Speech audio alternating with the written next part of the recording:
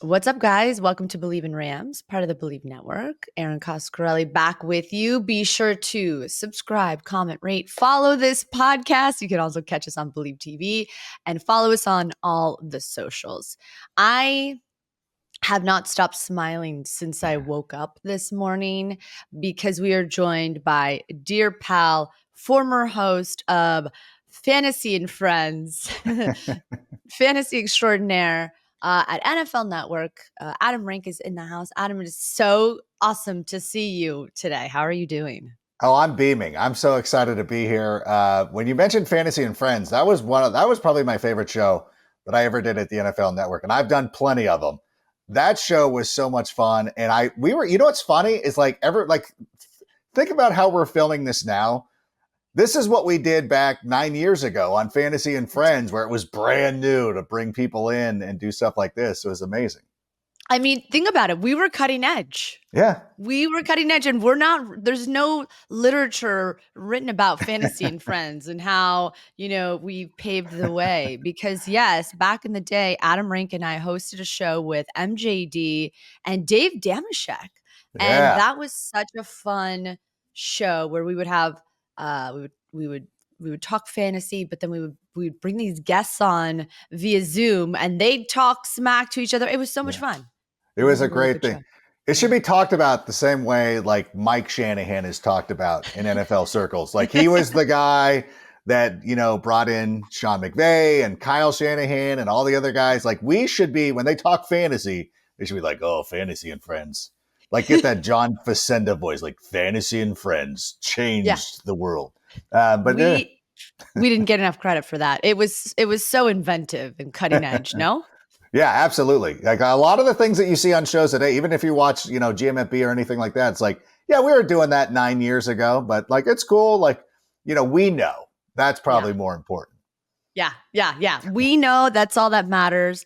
But I'm so happy to have you on. How are you doing? How has your summer been so far? I mean, it's kind of crazy to think it's like kind of almost over. Yeah. Well, it always feels like it's over right around the draft. Like I hit the ground running with the NFL draft. Well, it's funny because all the guys and everybody and the men and women who work for the NFL Network are like, oh, back to football. I'm like, yeah, thanks for joining me. Like I've been writing for like months. I did a series called State of the Franchise where I covered every NFL team that took 2 months.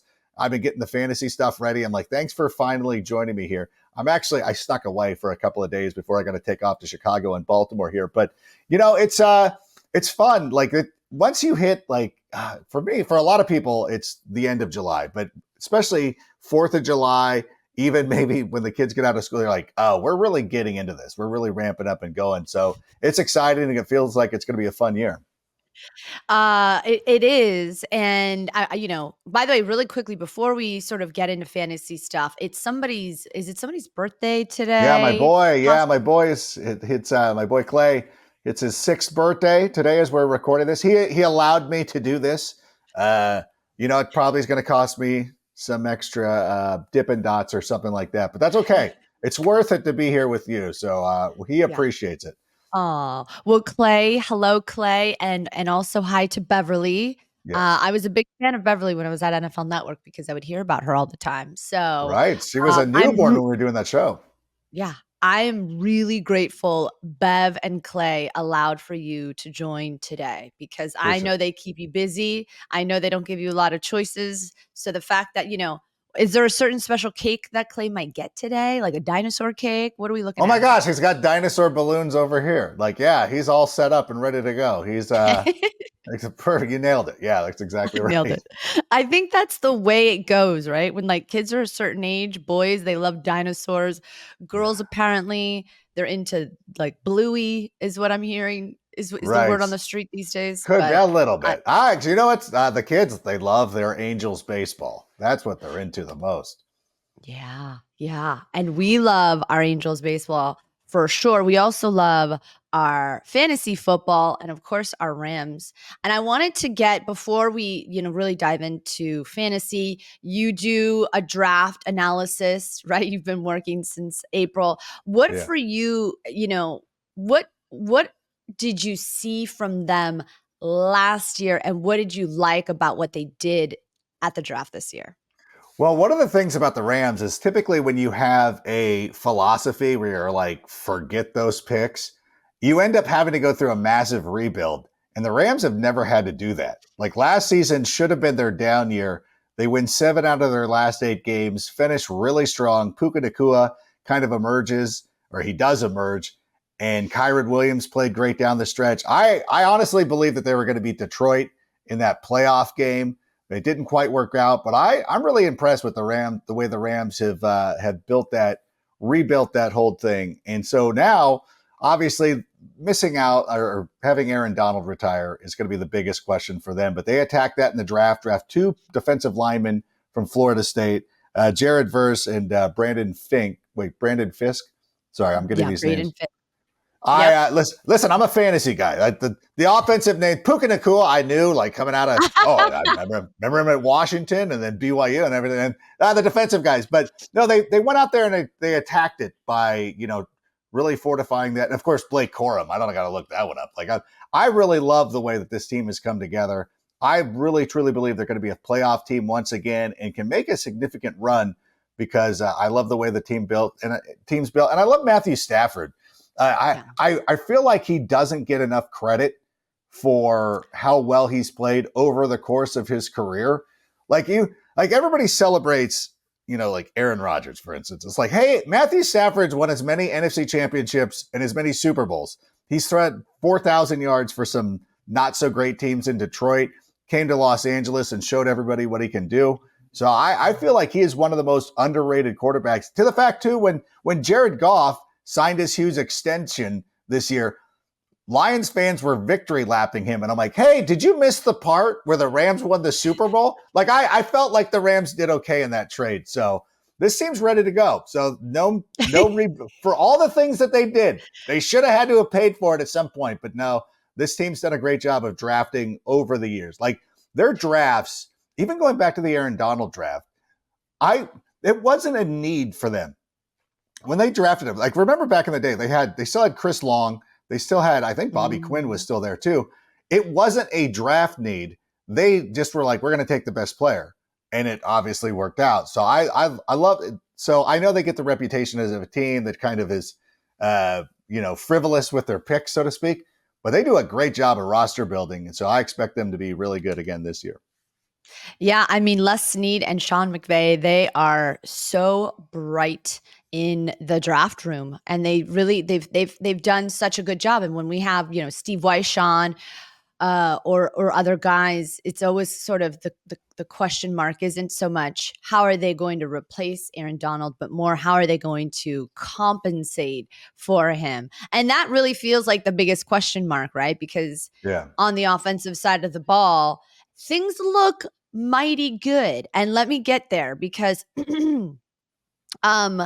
I love that you mentioned the Matthew Stafford thing. That seems to have been the prevailing theme lately, and I've talked about it with Aaron Rodgers and Matthew Stafford. And if they flipped teams, right, Right. what Oh would their gosh. legacy look like? Yeah, what would their I, legacy look I, like? I, Matthew Stafford would have more Super Bowls than Aaron Rodgers did. I'll tell you that right now. I've been a huge fan of Matthew Stafford forever. Like I remember the NFL Films mic'd up version where he can't feel his shoulder and he's playing against the Browns. He's like, oh, I got one more throw in me, and runs out there. And I'm like, how can you not love this guy? So it was so yeah. I just feel like he's one of the most underrated quarterbacks in the NFL during his era for sure. But for as good as he's been for years, he just doesn't get the respect, and it's kind of baffling to me. It is. It is baffling. And you know what? The guys love him. Mike LaFleur was so happy when we were interviewing him at camp on Friday last week, and just seemed, the question was, do you feel relieved now that Stafford's sort of the contract's been adjusted? Not where it probably should be. It's not in the top 10. I mean, you think about it, the Rams are getting a great deal with an elite quarterback like Stafford, and they're paying all these guys. But when you look at fantasy, from the fantasy perspective, Stafford's still sort of in the middle of the pack. Or where would you rank Stafford if we're looking at him? And of course, there's obviously different ways to look at it, PPR and all of that. But where would you put Stafford in terms of, is he in the top 10 in fantasy for quarterbacks? Yeah, well, the one problem, if you would consider it a problem, is that they do a nice job of running the football. I think over the last, ever since Sean McVay has taken over, there really haven't been. I don't think there's a team that's run the ball inside the 5 more than the Rams. I know for a while when the Patriots were up there back when they were good, but the Rams are one of those teams that when they get inside the 5, they're running the football, and that kind of hurts Stafford a little bit. Like it's very minor, but Stafford's always one of those guys who's rock solid that if you're going out there and you're taking Anthony Richardson this year, I know a lot of people are going to take Jaden Daniels because the rushing upside, rushing quarterbacks always seem to be favored in fantasy football, but they also get injured a lot. And so that's why I always like to have somebody like Matthew Stafford on my bench because he gets great matchups. He gets, opportunities to throw the football. He puts up a ton of yards. He's one of the safer floor quarterbacks out there. So he's a low end quarterback 1 in fantasy, high end quarterback 2. And that's pretty much where he's been. When he was in Detroit, it was a little bit better. But with the Rams, because they do like to run the ball near the goal line, I tend to have him on the lower end of the quarterback 1 scale. Well, then I need to talk about the player at our camp that when we were in the middle of our media scrum, we couldn't actually hear the coach talk because they were yelling the fans so loud for Puka. Yeah. How do you look at that wide receiver room? First of all, it's going to be dangerous this year. You have a Cooper Kupp that's healthy. Does that propel Puka even higher for you? Because some say sophomore slump. So how do you? I don't buy into that. I think that people naturally just assume somebody's going to regress because I feel like they love to throw that word around and be like, oh, he's going to regress. And, statistically, perhaps a little, but I honestly believe that Cooper Kupp does make this offense better. Puka Nacua was able to go out there and do the things that he was doing, being the number 1 guy, drawing all the coverage, having, defensive coordinators try to scheme for him. But now when you put Cooper Kupp back into the mix, I think it's going to make everybody better. And what we've seen from this Rams offense over the years is that they have the ability to roll out 2 wide receivers who put up numbers. Remember, it was Bobby Woods for the longest time who was in there. And there was kind of a discussion back in the day. I do remember these conversations that we had where you're like, do you want Bobby Trees, Robert Woods, or do you want Cooper Kupp? Which guy do you want? And I always kind of favored Cooper Kupp, but Cooper Kupp came out there when he first broke out. I think people were skeptical of him because he came from Eastern Washington. People didn't really know who he was. And similarly, Puka Nacua played at Washington and BYU and then comes out. And although if you would have been listening to me last year, I don't know, Erin, you know me, I like to be humble. I don't. I was all about Puka Nacua last year. I was in that. Peter Schrager and I were the only guys. We were on GMFB last year. And he's like, oh my gosh. He's like, we were all about that. So I feel like they're both going to be very good this season. And I think this offense will be better, if you can believe it, than they were last year.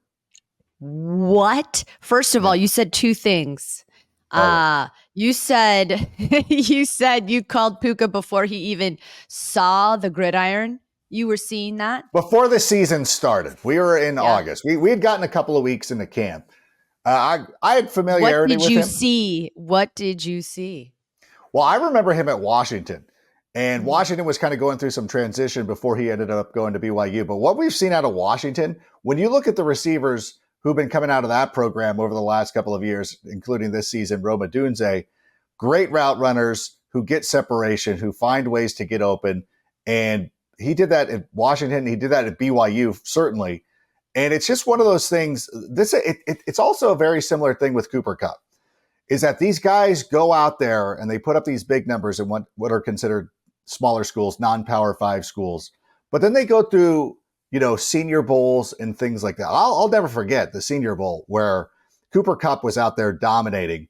Eastern Washington kid, watching the practices, and you're like, oh my God, this guy's really good. He does great in the Senior Bowl. And then he goes to the combine and his 40 time is a little bit off. And they're like, oh, nobody wants to draft him now. And I'm like, this guy is good at the thing. Like, he's good at football. I'm sorry that he's not good running around in spandex in Indianapolis. He's good at football. And Puka Nacua kind of had that too. It's like, this is a good football player. Like, this guy knows how to play. And a lot of times players like this drop off because they don't play for Power 5 teams. They don't play in the national championship game or things like that. But you can find great receivers out of smaller schools. Like when you think of like the best receivers of our generation, like Terrell Owens didn't play at a big school. Antonio Brown, like I know how Antonio Brown's career ended, but for a while, Antonio Brown was one of the best receivers in NFL history. Randy Moss, who I know started off at Florida State and Notre Dame and stuff like that, but still played at Marshall. So you don't necessarily have to play for these big time Power 5 schools. And I just kind of thought that Puka, given a chance, and it also goes to like who's drafting him. You know what I'm saying? Like if Sean McVay is drafting a player, I will give him a benefit of the doubt more than I would get for somebody who's drafted into another organization, because I think Sean McVay has proven it. So that's really kind of why I was into that last season. Yeah, I mean, and to think what the second thing you said was that this offense is gonna be even better. I think that's possibly, as I've heard from a lot of people I've talked to, not necessarily the strategy, but the hope Yeah. that to compensate for some pieces on defense, they're going to try to really aim for a top 5 offense. Let's talk about where you see that wide receiver core being drafted. What is the advice you'd have for people, and where you would maybe pick Puka? Where would you pick Cooper? Well, I've seen Puka Nacua go at the end of the first round, top of the second round, and I feel like the production is going to be there for him. I'm not shying away from that by any stretch of the imagination. But typically, what I've been doing for the last couple of weeks is just allowing myself to get Cooper Kupp a little bit later, because you're getting a discount. Because people switch. They're so quick. You know, I'm the old guy now who's like, this TikTok generation just moves on to the next thing. But yeah, everybody's drafting Puka Nacua, which is great. And he deserves it. And he deserves all his accolades and everything like that. But I'm like, hey, I still like Cooper Kupp. Like I still like going there. You know what I'm saying? That's a player that I still like to draft. So for me, I'm gonna go with Cooper Kupp a little bit later. His ADP gives you a great value. And then as far as the running backs go, I'm shocked. I'm not shocked, but Kyren Williams is now sort of undervalued because people love Blake Corum. Like they love Blake Corum. And I'm like, Kyren Williams averaged 95 rushing yards per game last season. He was amazing. There was no indication ever given that Sean McVay doesn't want to feature him. Like, I don't understand it. Like a lot of times, and you know this about me, I love rookie players. Like, it's even last year with Puka Nacua, like Sam Laporta, like guys like that. I always like taking chances on guys like that. And I've been finding all these running backs, like even if we went across town to the Chargers and they've got Kamani Vidal, I'm like, there's a guy that I like who's in a pretty good situation, a team that likes to run the ball with 2 guys ahead of him. I'm not quite sold, or the guys they used to be. And nobody wants to hear it.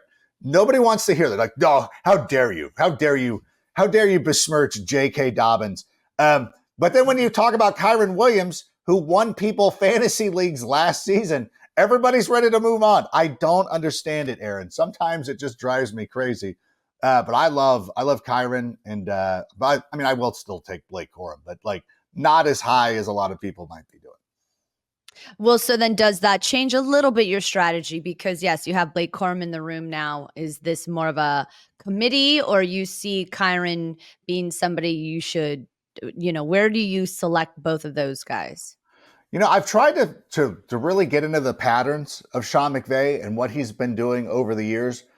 When he gets an opportunity to feature one running back, I Bleav that that's what he would want to do. Like when Todd Gurley was in his heyday, he was really featuring him, and he will go with a number 1 guy.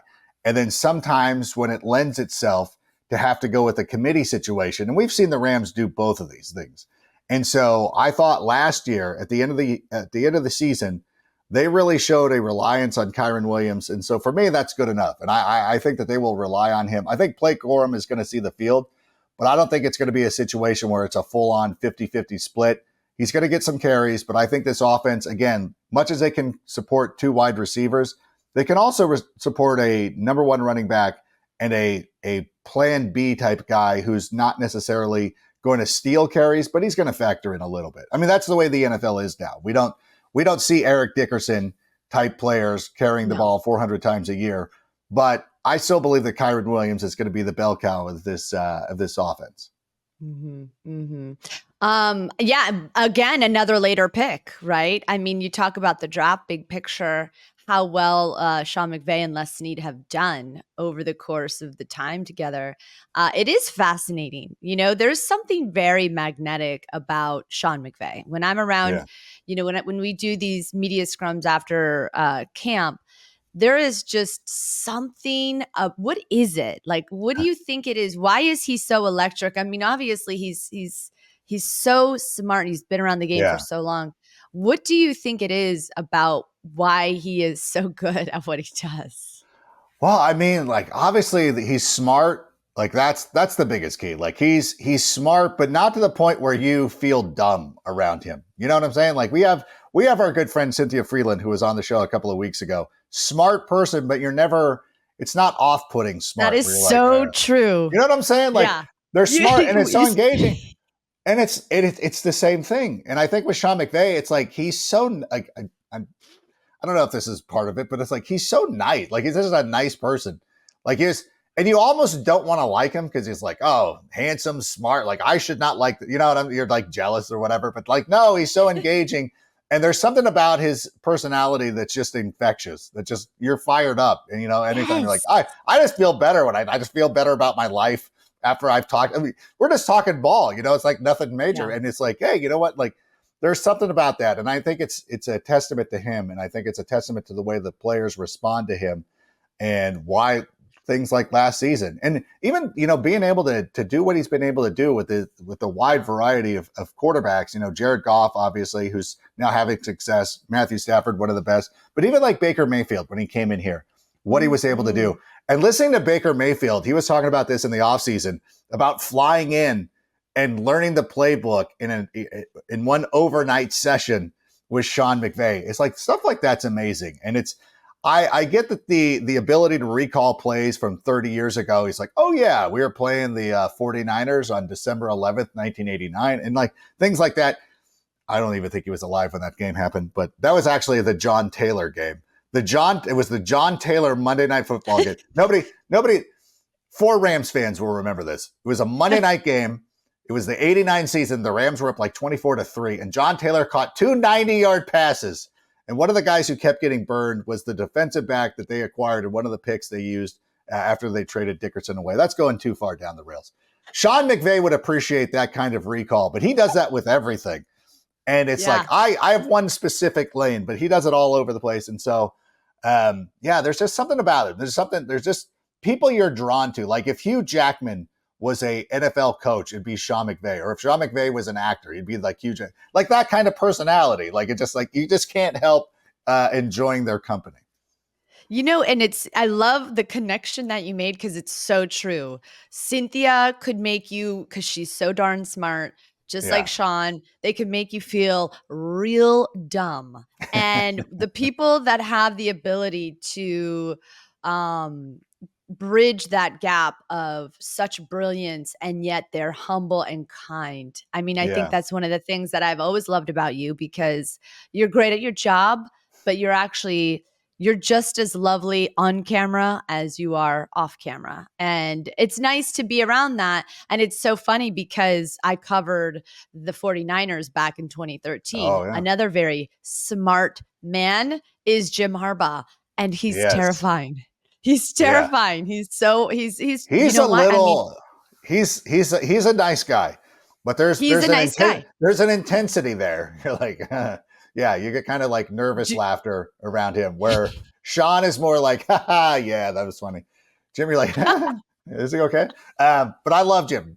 I love Jim. We're not besmirching him by any stretch of the imagination. No. He is so. I mean, he's just a different type of person. Yeah, he's a different type of personality, and he's just as brilliant. But he can be intimidating, right? So is Bill Belichick. I mean, we're just lending itself to the types of personalities that make these coaches different.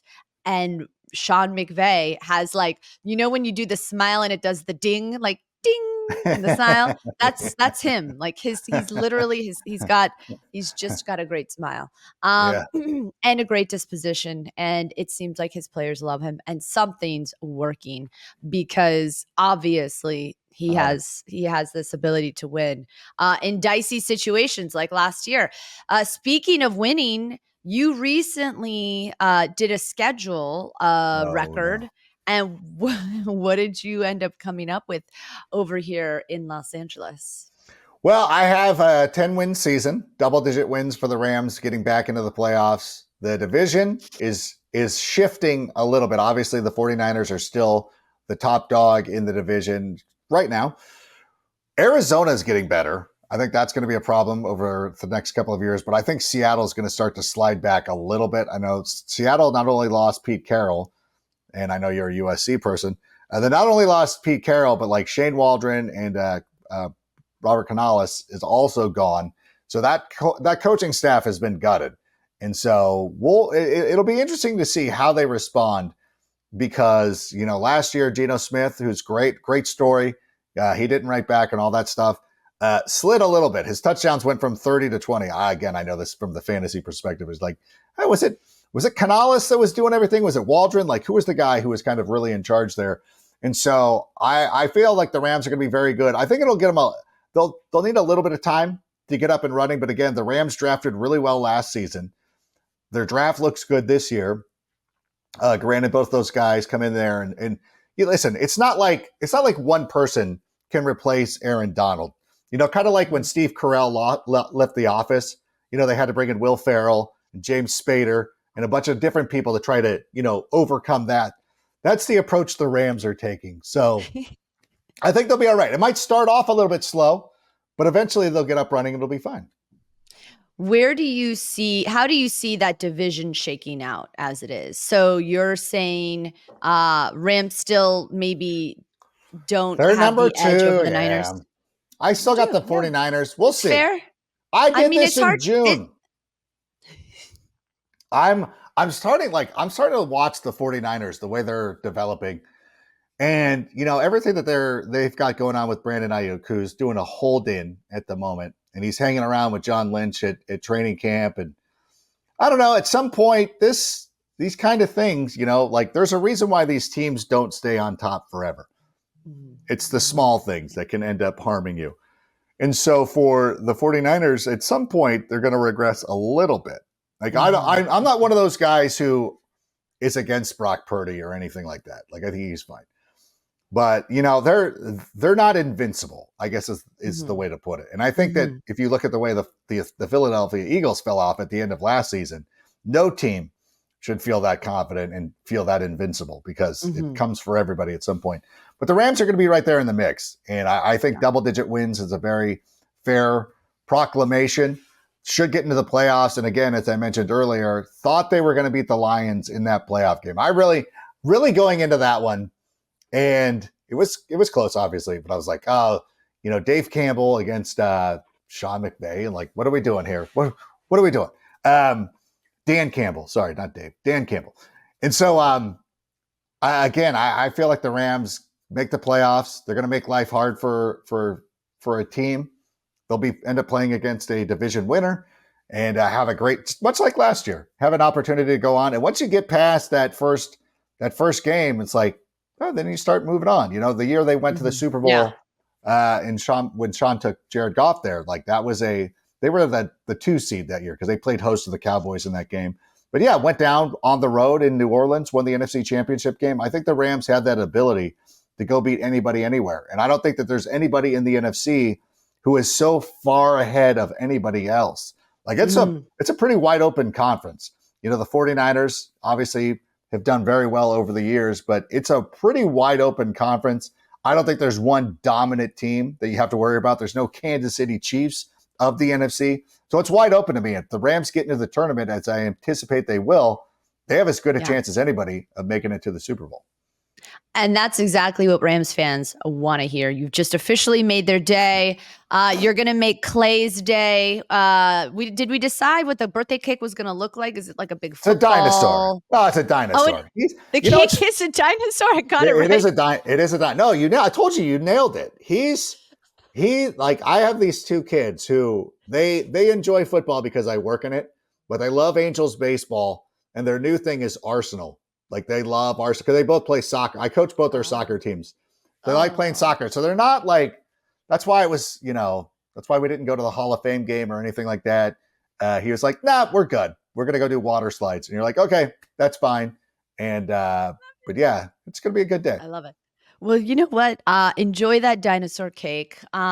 Always so grateful to you, Adam Rank, fantasy expert, amazing fantasy and friends, former co-host, and all around guy. I'll see you during the season, but thanks for jumping on. I Let's do appreciate this it, and again. Don't we be a got to do this again. stranger. Don't be a No, stranger. right before fantasy, we'll get you back on. Okay, all Okay. right. You're the best, Adam Rank. Thank you. Thank you. Thank you.